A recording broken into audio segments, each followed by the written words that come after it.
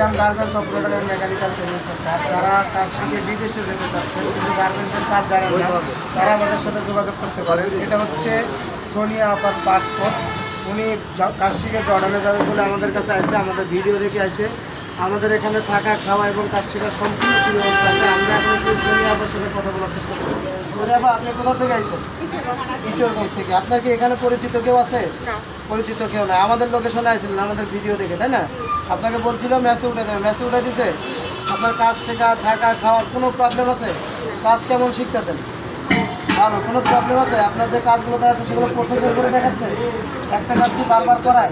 Running না হলে তো আরেকটা দিচ্ছে না, তাই না? না, আপনার এখানে কোনো প্রবলেম আছে? কোনো সমস্যা নেই, কাজ শিখতে কোনো সমস্যা নাই। যারা আপনার মতো আসতে চায় তাদের জন্য কী বলবেন? তাদের জন্য